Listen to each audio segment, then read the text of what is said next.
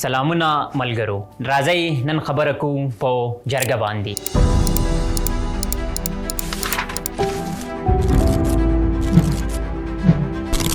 د جرګې تاریخي پس منظر زموږ په تاریخ کې د دې نه مخکې کمې جرګې شوي دي او بیا راځو د خیبر جرګه 11 اکتوبر.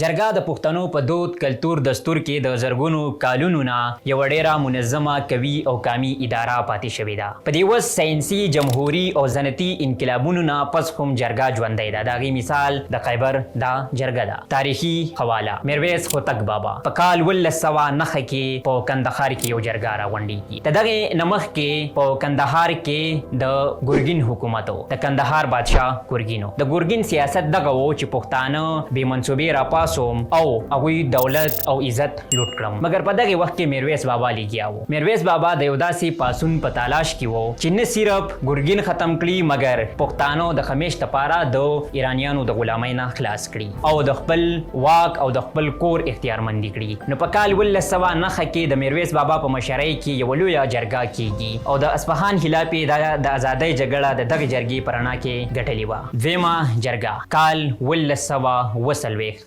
افغانستان جوړیږي. په کال 1920 کې د پښتنو ټول قبایل ورسره بلوچ ټول راغونډېږي. دا جرګه 8 ورځې ده. په دغې جرګه کې د احمدشاه ابدالي د مشرۍ انتخاب وشو او د دغې په نتیجه کې چې کم جدید افغانستان دی چې هغه د نړۍ په تاریخ کې لومړی قامي ریاست دی. دا د امریکا نه هم تقریبا 13 کاله مخکې په وجود کې راغلی و او ستره امپراتوري تر ملتانه جهلم پورې د احمدشاه بابا جوړ کړو. دا هم د دې جرګې په بنیاد شوی وو. بیا چې کله هم پښتانه کمزوري شوي دي نو قامي جرګه راپاڅېدلې ده او چې کم دغه بادشاهانو، ملکانو او مشرانو اهلیت ته لاسه ورکړی دی نو جرګه راپاڅېدلې ده او دغه بادشاهي ورله ختمه کړې ده. یوازې ختمه کړې نه ده بلکې د دغې نه علاوه د دې دپاره بله لار هم رایستلې ده. جرګه یوازې کلتوري اداره نه ده بلکې دا یو قامي او سیاسي اداره هم ده او دا په ولس کې ژوندۍ پاتې شوې ده. په افغانستان کې د الحضرت ظاهر شاه د وخت پورې جرګې به کېدلې. بیا د سویت انقلاب نه پس د نجیب الله د دور پورې به هم لوی او وړې جرګې کېدلې. د وسه پورې هم په افغانستان کې قامي اسمبلۍ ته لویه جرګه ویل کېږي. نن هم پښتنو ته د جرګو ضرورت دی. په قانونو کې، په کلو کې او په سیاست کې هم پکار ده چې جرګیز نظام تسلسل دوام ولري. او بیا چې کم د پاکستان عدالتي نظام دی د تغذیراتي هند لاندې نو دا ولس ته په انصاف ورکولو کې ناکامه شوی دی. نو پکار ده چې جرګیز نظام چې کم دی دا عدالتي نظام هم دی. نو په دې زموږ انټلیکچوال، زموږ پوهان او زموږ وکیلان پکار دی چې په دې کار وکړي او د دغې تغذیراتي هند د پاکستاني عدالتي نظام په ځای جرګیز نظام راوړي. دا ټرایبلیزم نه دی مګر دا د نیشنلیزم لاندې یو قوي اداره ده. خیبر جرګه 11 اکتوبر.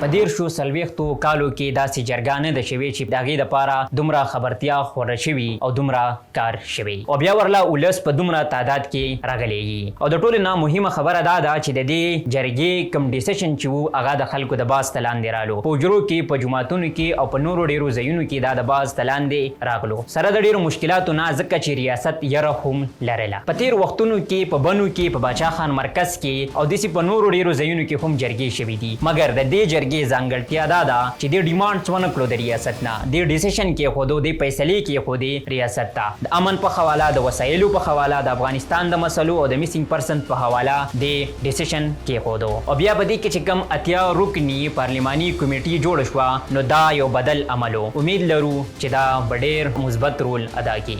ډېره مننه.